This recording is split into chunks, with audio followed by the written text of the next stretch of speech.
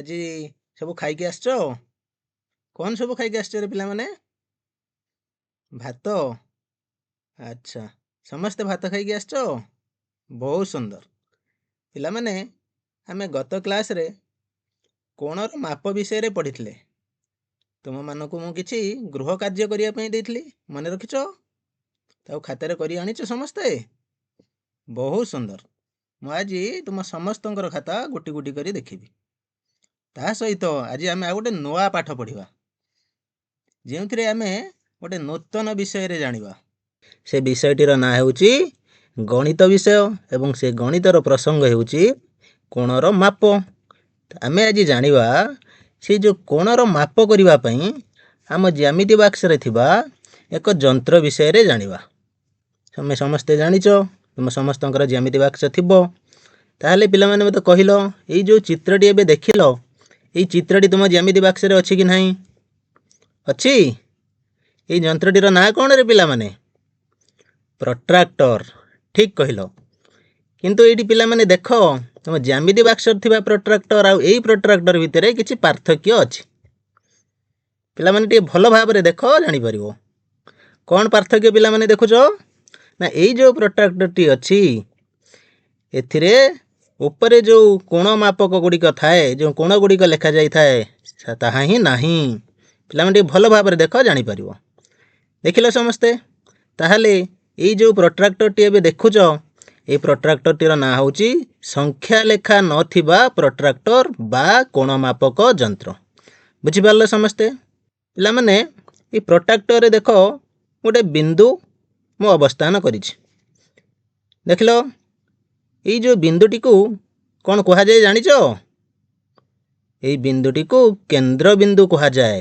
କ'ଣ କୁହାଯାଏ? କେନ୍ଦ୍ର ବିନ୍ଦୁ। ତୁମର ଯେଉଁ ପ୍ରଟ୍ରାକ୍ଟର ଅଛି, ସେଇ ପ୍ରଟ୍ରାକ୍ଟରରେ ଏଇ ଯେଉଁ ମଝିରେ ଯେଉଁ ବିନ୍ଦୁଟିଏ ଅଛି, ଯେଉଁ ସ୍ଥାନଟି ଅଛି, ତାକୁ କେନ୍ଦ୍ର ବିନ୍ଦୁ ବୋଲି କୁହାଯାଏ। ଏଇ ଯେଉଁ ପ୍ରଟ୍ରାକ୍ଟରଟି ଦେଖିଲ, ତାହାର ତଳେ ଏକ ସିଧା ଗାର ଅଛି। ଦେଖୁଛ ସମସ୍ତେ? ତାହେଲେ ଏଇ ଯେଉଁ ସିଧା ଗାରଟି ଅଛି, ଏଇ ଗାରଟିର ନାଁ କ'ଣ ରେ ପିଲାମାନେ? ଏଇ ଗାରଟିର ନାଁ ଆଧାର ରେଖା। ବୁଝିପାରିଲ ସମସ୍ତେ?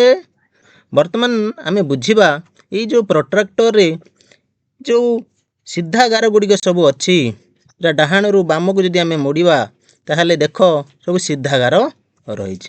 ଆମେ ବର୍ତ୍ତମାନ ସେ ଗାର ଗୁଡ଼ିକ ବିଷୟରେ ଜାଣିବା। ପିଲାମାନେ ଦେଖ, ମୁଁ ତୁମ ପାଇଁ ଏଠି ଗୋଟିଏ ରଶ୍ମି ଅଙ୍କନ କରୁଛି, A C Rashmi.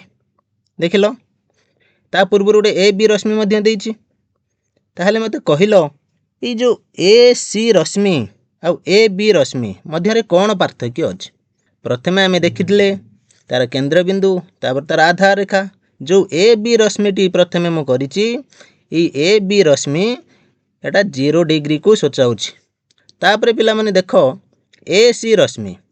A C ରଶ୍ମି କ'ଣ ମୁଁ ତୁମକୁ ପୂର୍ବରୁ କହିସାରିଛି। ଏଇ ଯେଉଁ ଏ ସି ରଶ୍ମି କେଉଁ ଗାର ଉପରେ ଅଛି?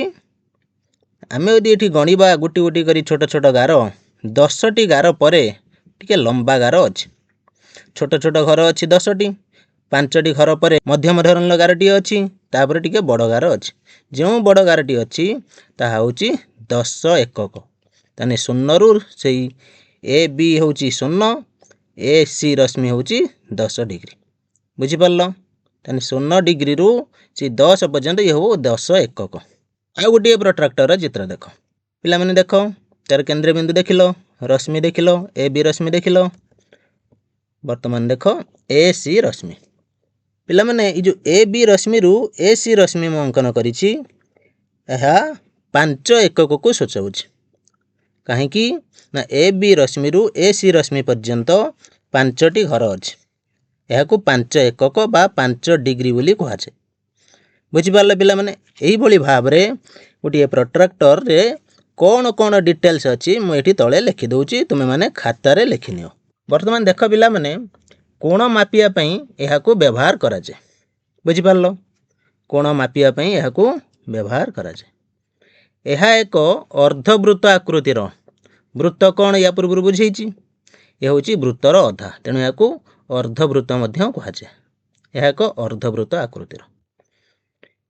एहार केन्द्र रे थिबा सरल कोण को 1 डिग्री आधार रे 180 एकक विभक्त करा जाइछि। बुझी पारले समस्ते? आउ थरे देखो ताले प्रोट्राक्टर विषय रे आमे जानिले जे कोण मापिया पई एहाको व्यवहार करा जाय। एहा एक अर्धवृत्त आकृतिर एहार केन्द्र रे थिबा सरल कोण को 1 डिग्री आधार रे संपूर्ण प्रोट्राक्टर टी को 180 एकक विभक्त करा जाइछि। आमे 10 एकक एवं 5 एकक विषय रे बुझिले। ताले प्रथम चित्रटी आमे देखिथिले 10 एकक कोण एही भली 10 20 30 40 एही भली 180 पर्यंत रहिछि। आउ ई 10 एकक मझिरे प्रत्येक 10 एकक मझिरे जो गुटे मध्यम धरणर जो गार अछि ताहा 5 एकक को बुझाउछि। बुझि पारलो? वर्तमान पिला माने कोण गुडीकर माप जानिबा। केउ कोण गुडीकर माप जानिबा ना जेउ प्रोट्राक्टर रे कोण गुडीकर परिमाण लेखा जाई नथिबो सेही गुडीकर आमे माप जानिबा। वर्तमान ई प्रोट्राक्टर को देखो। देखिला पिला माने ई प्रोट्राक्टर को।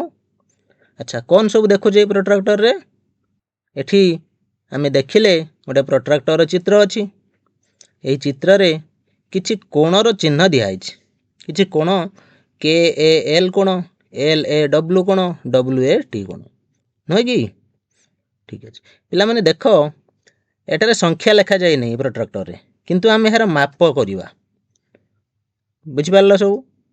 किपरि आमे माप करिवा? आमे जो बड़ गार आ मध्यम धरण गार हेतु पडितले जो 10 एकक आ 5 एकक ताकू नै कि आमे माप गुडी को जानिबा। प्रथमे देखो के ए एल कोण भलो भाव पिला माने देखो के ए एल जो के ए एल कोण अछि तार परिमाण केते डिग्री ना 30 डिग्री। किपरि जानले 30 डिग्री बोली? प्रथमे देखो के ए रश्मिटी को देखो ये जो के ए रे जो गारटी अछि ता परे देखो केतोटी बड़ बड़ गार अछि। 3टी बड़ बड़ गार अछि। मु तुमको या पूर्व कहिछि प्रत्येक गोटिए बड़ गार रु अन्य एक बड़ गार पार्थक्य होछि 10 डिग्री बा 10 एकक। ताहाले के ए एल कोणर परिमाण 30 डिग्री बा 30 एकक घर स्थान से अधिकार करुछि।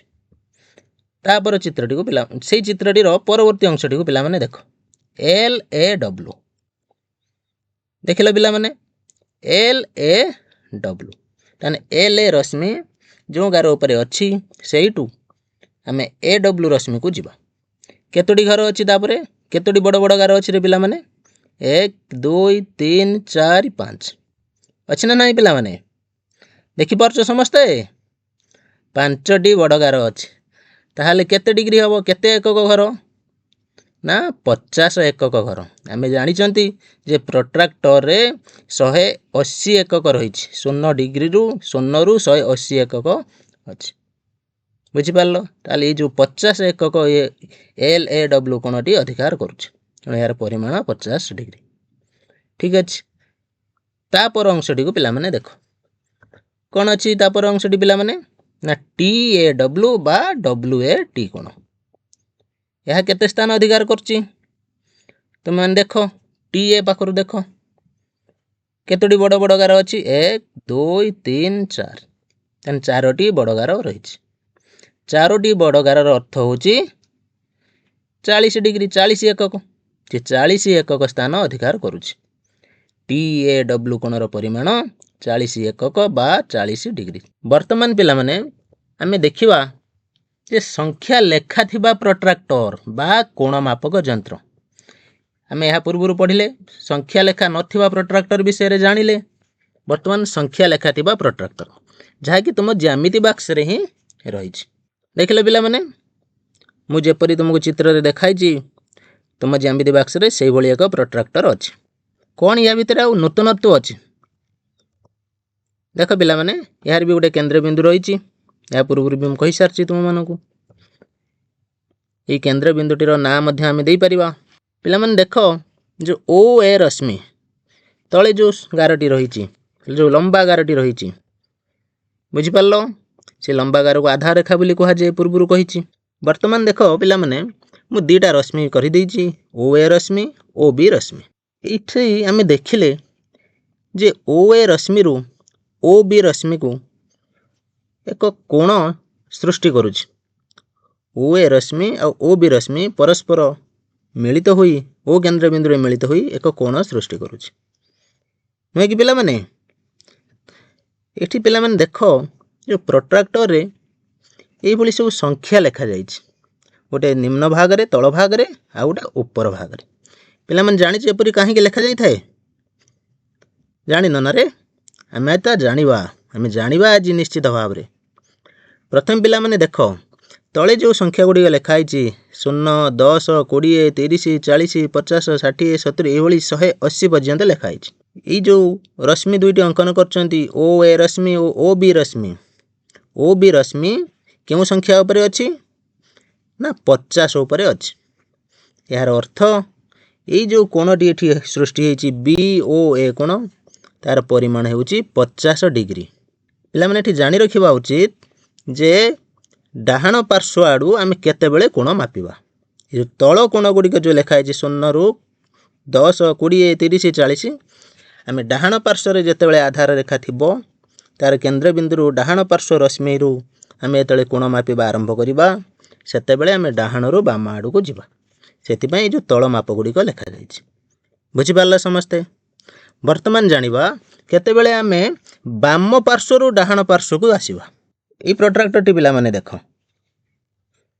ଦେଖିଲେ ସମସ୍ତେ, ଇଏ ମଧ୍ୟ ସେଇ କେନ୍ଦ୍ରବିନ୍ଦୁ ରହିଛି। କେନ୍ଦ୍ରବିନ୍ଦୁର ନାଁ ଆମେ ଦେଇଦେଲେ ବି, ତାପରେ ବି ସି ରଶ୍ମିଟି ଅଙ୍କନ କଲେ ଏବଂ ତା ଉପରେ ଅନ୍ୟ ଏକ ରଶ୍ମି ସେଇ ପ୍ରୋଟ୍ରାକ୍ଟର 60 ଡିଗ୍ରୀ ଉପରେ ଅଙ୍କନ କଲେ, ତାର ନାଁ ଦେଇଦେଲେ ବି ଏ ରଶ୍ମି। ପିଲାମାନେ ଏଠି ଦେଖ, ମୁଁ ତୁମକୁ କହିଥିଲି ଯେ କେତେବେଳେ ଆମେ ବାମରୁ ଡାହାଣ ପାର୍ଶ୍ୱକୁ କୋଣ ମାପିବା। ଆମେ ଉପର ଚିତ୍ରରେ ପଢ଼ିଲେ ଡାହାଣରୁ ବାମ ପାର୍ଶ୍ୱକୁ କୋଣ ମାପିବା ଯେତେବେଳେ ତଳ ସଂଖ୍ୟା ଗୁଡ଼ିକୁ ଲେଖାଯାଇଥିବ। ତଳ ସଂଖ୍ୟା ଗୁଡ଼ିକର ମାପ ପାଇଁ ଆମେ ଡାହାଣରୁ ବାମ ପାର୍ଶ୍ୱକୁ ଯିବା। ଯେତେବେଳେ ଉପର ସଂଖ୍ୟା ଗୁଡ଼ିକ ଲେଖାଯାଇଛି ସେତେବେଳେ ଯେତେବେଳେ ଆମେ କୋଣ ମାପିବା ସେତେବେଳେ ଆମେ କ'ଣ କରିବା ନା ଆମେ କେନ୍ଦ୍ରବିନ୍ଦୁରୁ ବାମ ପାର୍ଶ୍ୱକୁ ଯେଉଁ ରଶ୍ମି ବା ରେଖା ଥିବ ସେତେବେଳେ ପ୍ରୋଟ୍ରାକ୍ଟରଟି ଯେଉଁ ଅବସ୍ଥାନରେ ମୁଁ ରଖିଛି ତୁମେ ଠିକ୍ ଏଇଭଳି ଭାବରେ ରଖି କୋଣ ମାପିବ। ବୁଝିପାରିଲ? ତୁମେ ବୁଝିପାରିଲ ପିଲାମାନେ ସମସ୍ତେ? ବହୁତ ସୁନ୍ଦର। ଏବେ ବୁଝିପାରିଲ କେତେବେଳେ ଆମେ ଡାହାଣ ପାର୍ଶ୍ୱରୁ କୋଣ ମାପିବା ଏବଂ ବାମ ପାର୍ଶ୍ୱରୁ କୋଣ ମାପିବା।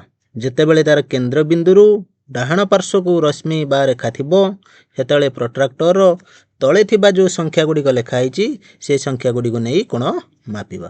ଠିକ୍ ସେହିପରି ଯେତେବେଳେ କେନ୍ଦ୍ରବିନ୍ଦୁରୁ ବାମ ପାର୍ଶ୍ୱକୁ ରେଖା ବା ରଶ୍ମି ଥିବ ସେତେବେଳେ ଆମେ ଉପରେ ଥିବା ସଂଖ୍ୟା ଗୁଡ଼ିକୁ ନେଇ କୋଣ ମାପିବା। ବୁଝିପାରିଲ? ଆମେ ଏଇ ଯେଉଁ ଦୁଇଟା ଚିତ୍ରରେ ଦେଖିଲେ, ଉପର ଚିତ୍ରରେ ଦେଖିଲେ ଏ ଓ ବି କୋଣ 60 ଡିଗ୍ରୀ ଏବଂ ତଳେ ଯେଉଁ ଚିତ୍ରଟି ଦେଖିଲେ ସେଠାରେ ମଧ୍ୟ ଦେଖିଲେ ଏ ବି ସି କୋଣ ସେଇ ସମାନ 60 ଡିଗ୍ରୀ। କିନ୍ତୁ ଏଠି ପିଲାମାନେ ଆମେ ଗୋଟେ ନୂତନ ଜିନିଷ କ'ଣ ଜାଣିଲେ ନା ଆମେ ଏକ ପ୍ରୋଟ୍ରାକ୍ଟର ସାହାଯ୍ୟରେ ଆମେ ଦୁଇ ପାର୍ଶ୍ୱରୁ କୋଣ ମାପି ପାରିବା। ଏବେ ପିଲାମାନେ ଆମେ କ'ଣ ଶିଖିଲେ ତୁମେମାନେ ସବୁ ଖାତାରେ ଲେଖିନିଅ।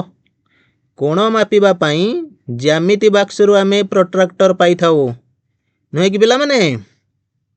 ଠିକ୍ ଅଛି।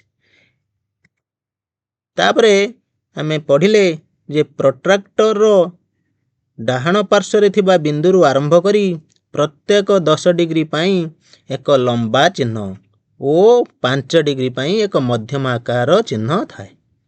ସମସ୍ତେ ଖାତାରେ ଲେଖିନିଅ ପିଲାମାନେ। ପ୍ରୋଟ୍ରାକ୍ଟରର ଡାହାଣ ପାର୍ଶ୍ୱରେ ଥିବା ବିନ୍ଦୁରୁ ଆରମ୍ଭ କରି ପ୍ରତ୍ୟେକ 10 ଡିଗ୍ରୀ ପାଇଁ ଏକ ଲମ୍ବା ଚିହ୍ନ ଓ 5 ଡିଗ୍ରୀ ପାଇଁ ପ୍ରତ୍ୟେକ 10 ଏକକରେ ଗୋଟେ ଗୋଟେ ମଧ୍ୟମ ଆକାର ଅଛି, ତାହା ହେଉଛି 5 ଡିଗ୍ରୀ ବା 5 ଏକକ ପାଇଁ ଏକ ମଧ୍ୟମ ଆକାର ଚିହ୍ନ ଅଛି। ତାହେଲେ ଆମେ ପିଲାମାନେ ଏଥିରୁ ଜାଣିଲେ ଯେ ପ୍ରୋଟ୍ରାକ୍ଟର ଏକ ଅର୍ଦ୍ଧବୃତ୍ତ, ଏହା ପୂର୍ବରୁ ଜାଣିଛନ୍ତି, ତାକୁ 0ରୁ 180 ଏକକରେ ବିଭକ୍ତ କରାଯାଇଛି, ନୁହେଁ କି? ବହୁତ ସୁନ୍ଦର। ଏବେ ପିଲାମାନେ ଦେଖ ଆମେ ଆଉ କ'ଣ ଜାଣିଲେ। କୋଣର ସାଙ୍କେତିକ ଚିହ୍ନ ହେଉଛି ଏଇଭଳି ଚିହ୍ନ। ତୁମେମାନେ ସବୁ ଖାତାରେ ଲେଖିନିଅ, ଖାତାରେ ଏଇ ଚିହ୍ନଟି କରିଦିଅ।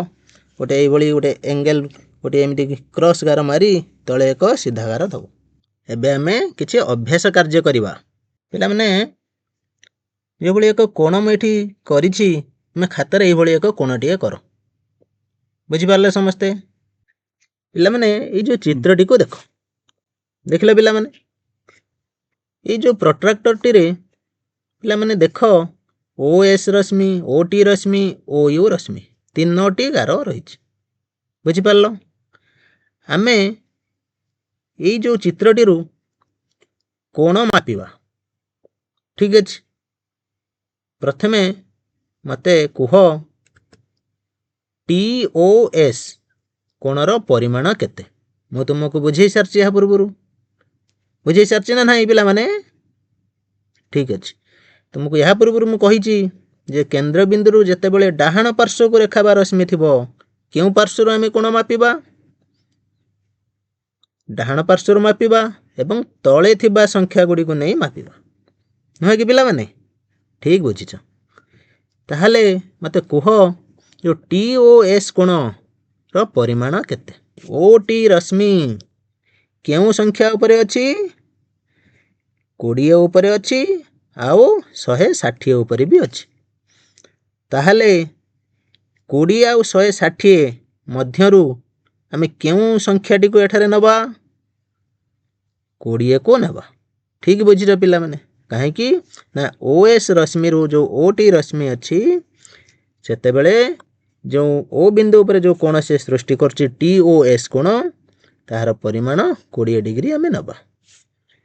ତାପରେ ପିଲାମାନେ ଦେଖ, ଏଠି ଅନ୍ୟ ଏକ କୋଣ ଅଛି, ଯେଉଁ କୋଣଟିର ନାଁ ହେଉଛି EOT କୋଣ। ଦେଖିଲ ପିଲାମାନେ ସମସ୍ତେ? ବହୁତ ସୁନ୍ଦର। ତାହେଲେ ମୋତେ ଏବେ କୁହ EOT କୋଣର ପରିମାଣ କେତେ? ପିଲାମାନେ ଦେଖ, OU ରଶ୍ମିଟି କେଉଁ ସଂଖ୍ୟା ଉପରେ ଅଛି? କେଉଁ ସଂଖ୍ୟା ଉପରେ ନାହିଁ, କିନ୍ତୁ ତା ତଳେ ଲେଖାଯାଇଥିବା ଯେଉଁ ସଂଖ୍ୟା ଚିହ୍ନ 50 ଓ 60 ମଧ୍ୟରେ ଅଛି, ନୁହେଁ କି ପିଲାମାନେ? 50 ଓ 60 ମଧ୍ୟରେ ଯେଉଁ ମଧ୍ୟମ ଧରଣର ଗାରଟି ଅଛି ଉପରେ, ତାହା ଉପରେ ରହିଛି। ଏହାର ଅର୍ଥ କ'ଣ ନା 55 ଡିଗ୍ରୀ। 50 ଓ 60 ମଝିରେ 55 ଆସେ। ତେଣୁ ଶୂନରୁ ସେଇ ଯେଉଁ OU ରଶ୍ମି ପର୍ଯ୍ୟନ୍ତ 55ଟି ଏକକ ଅଛି, ଯାହାକୁ ଆମେ 55 ଡିଗ୍ରୀ ବୋଲି କହିପାରିବା। EOS କୋଣର ପରିମାଣ 55 ଡିଗ୍ରୀ। ବୁଝିପାରିଲେ ସମସ୍ତେ? କିନ୍ତୁ ଏଠି ପିଲାମାନେ କ'ଣ ଦେଇଛି? ଏଠି ଦେଇଛି EOT କୋଣର ପରିମାଣ କେତେ? ତାହେଲେ ଆମେ ପ୍ରଥମେ TOS କୋଣର ପରିମାଣ ନିର୍ଣ୍ଣୟ କରିସାରିଛନ୍ତି 20 ଡିଗ୍ରୀ ବୋଲି। EOT କୋଣର ପରିମାଣ ଜାଣିବା। ତାହେଲେ এই 55 ଡିଗ୍ରୀରୁ TOS କୋଣର ପରିମାଣ 20 ଡିଗ୍ରୀକୁ ଆମେ ବିୟୋଗ କରିଦେବା। ବୁଝିପାରିଲ ସମସ୍ତେ? ମାନେ 55 ଡିଗ୍ରୀରୁ 20 ଡିଗ୍ରୀକୁ ଯଦି ଆମେ ବିୟୋଗ କରିଦେବା, ତାହେଲେ ଆମେ କେତେ ଡିଗ୍ରୀ ପାଇବାରେ ପିଲାମାନେ? 35 ଡିଗ୍ରୀ ପାଇବା। ବୁଝିଲ? ପୂର୍ବରୁ ବି ତୁମକୁ ମୁଁ କହିଛି, ଯେଉଁ ସଂଖ୍ୟା ନଥିବା ପ୍ରୋଟ୍ରାକ୍ଟରରେ ମଧ୍ୟ ଆମେ ଯେଉଁ ବଡ଼ ଗାରକୁ ଦେଖି ଆଉ ମଧ୍ୟମ ଗାରକୁ ଦେଖି ଆମେ ମଧ୍ୟ କୋଣର ମାପ ଜାଣିପାରିବା। ପିଲାମାନେ ଦେଖ, ଏ ଯେଉଁ OT ରଶ୍ମି ପରେ OT ରଶ୍ମି ଯେଉଁ 20 ତଳେ ଯେଉଁ 20 ସଂଖ୍ୟା ଲେଖାଯାଇଛି, ତାପରେ ଦେଖ ପିଲାମାନେ, ଏ ଯେଉଁ ଗାର ଅଛି 30, 40, 50, ତାପରେ 50 ଓ 60 ମଧ୍ୟରେ ଗୋଟେ ଗାର ରହିଛି। ମାନେ 20ରୁ 30 10 ଏକକ, 30ରୁ 40 10 ଏକକ, 40ରୁ 50 10 ଏକକ। ତାହେଲେ 20ରୁ 50 ପର୍ଯ୍ୟନ୍ତ ଏ 30 ଏକକ ହେଲା। ତାମାନେ 20ରୁ 50 ପର୍ଯ୍ୟନ୍ତ 30 ଡିଗ୍ରୀ ହେଇଗଲା। କିନ୍ତୁ ଏଠି ରଶ୍ମିଟି 50 ଆଉ 60 ମଧ୍ୟରେ ଅଛି, 55 ଡିଗ୍ରୀ ଉପରେ ଅଛି। ତାହେଲେ 20ରୁ এই ଯେଉଁ 55 ଡିଗ୍ରୀ ମଧ୍ୟରେ এই ଯେଉଁ ବଡ଼ ଗାର ଆଉ ଯେଉଁ ମଝି ଗାର ଅଛି, 3ଟି ବଡ଼ ଗାର ଏବଂ 3ଟି ବଡ଼ ଗାର 50 ପରେ ଯେଉଁ ମଧ୍ୟମ ଧରଣର ଗାର ଅଛି, ତାହା ହେଉଛି 5 ଏକକ। ତାହେଲେ ମୋଟାମୋଟି ଉପରେ 20ରୁ 55 ପର୍ଯ୍ୟନ୍ତ ଏଇଭଳି 35ଟି ଏକକ ରହିଛି, ଯାହାକୁ ଆମେ 35 ଡିଗ୍ରୀ ବୋଲି କହୁ। ବୁଝିପାରିଲ ସମସ୍ତେ? ଠିକ୍ ଅଛି ପିଲାମାନେ, ଏବେ ଦେଖ ଆମେ ଆଉ କିଛି ଅଭ୍ୟାସ କାର୍ଯ୍ୟ କରିବା। ପିଲାମାନେ ତମ ଖାତାରେ ଲେଖିନିଅ, ତଳେ ଥିବା କୋଣ ଗୁଡ଼ିକୁ ଆମେ ପ୍ରୋଟ୍ରାକ୍ଟର ସାହାଯ୍ୟରେ ମାପିବା। ପିଲାମାନେ এই ଚିତ୍ରରେ ଦେଖୁଥିବା 2ଟି କୋଣ ତୁମ ଖାତାରେ କରିନିଅ। ଦେଖ ପିଲାମାନେ, ଯେପରି ଚିତ୍ରରେ ଦେଖାଇଲି, ତୁମେ ଠିକ୍ ଏଇଭଳି ଭାବରେ ପ୍ରୋଟ୍ରାକ୍ଟରଟି ସେଇ କୋଣ ଉପରେ ରଖ। এই ଯେଉଁ କୋଣଟି ସୃଷ୍ଟି ହେଇଛି, ଏ କୋଣର ପରିମାଣ କେତେ? 30 ଡିଗ୍ରୀ। କାହିଁକି ନା କେନ୍ଦ୍ରବିନ୍ଦୁରୁ ଡାହାଣ ପାଖକୁ ଆଧାର ରଶ୍ମି ରହିଛି, ତାର ଡାହାଣରୁ ଆମେ ବାମ ଆଡ଼କୁ ଯିବା କୋଣ ମାପିବା ପାଇଁ, ନା 30 ସଂଖ୍ୟା ଉପରେ ରହିଛି। एबे पिलामाने द्वितीय कोणटीर परिमाण आमे मापिबा। द्वितीय कोणटी को देखो, देखिलो एबे प्रोट्राक्टर द्वितीय चित्रर केंद्र बिंदु उपरे प्रोट्राक्टर केंद्र बिंदुटी रख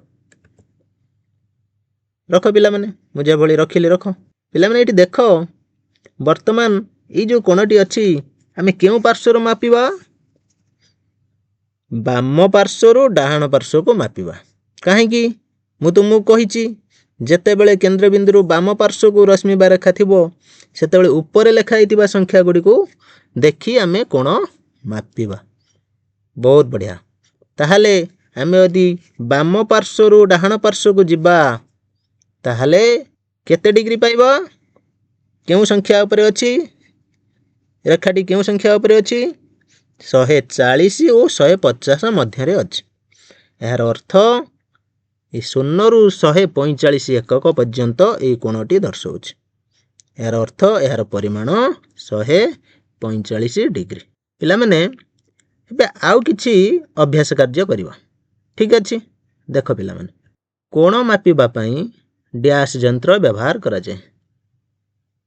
समस्त कहि दबो। बहुत बढ़िया। पिला माने भलो भाव रे सुनिचंती, भलो भाव रे भी देखिचंती। अंक ज्यामिति बॉक्स रे अछि। कोन ले पिला माने यार उत्तर प्रोट्राक्टर। ठीक अछि। पिला माने एई प्रश्नटी देखो, कोणर सांकेतिक चिन्ह डैश। जते बेला हम ओटे कोणर नामकरण करंती प्रथमे एई चिन्हटी को दियंती। कोणर नामकरण जते बेला हमें करिबा सेते बेले एई चिन्हटी को हमें प्रथमे दबा, आरंभ रु दबा। नुहे कि पिला माने? ठीक अछि। यार उत्तर पिला माने देखो, एई जो चिन्हटी मु दर्शेइछि देखिलो। बहुत बढ़िया। पिला माने परवर्ती प्रश्नटी देखो, ए बी सी कोणर केंद्र बिंदुर नाम कोण कहि परिबो? समस्त कहि दबो। बहुत सुंदर। यार नाम बी। बुझि पारले समस्ते? ए बी सी कोणर केंद्र बिंदु होउची बी।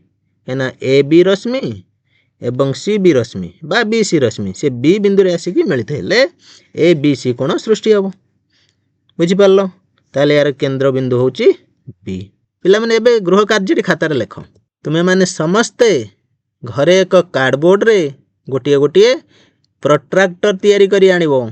तुम ज्यामिति बॉक्स रु जे प्रोट्राक्टर टी तुमे पाइछो सेही भली एक प्रोट्राक्टर टी कार्डबोर्ड काटी करिवो। आज जो पाठटी आमे पढिले मु भाबुची तुमे समस्ते बुझी पारथिबो। आज आमे कोन पढिले?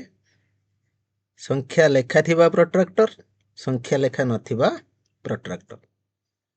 एई जो संख्या लेखा थिबा प्रोट्राक्टर और संख्या लेखा नथिबा प्रोट्राक्टर को तुमे माने मु आशा करछि तुमे माने भलो भाबरे बुझी पारथिबो। खुशी शिखिबा समस्तक अधिकार। नमस्कार।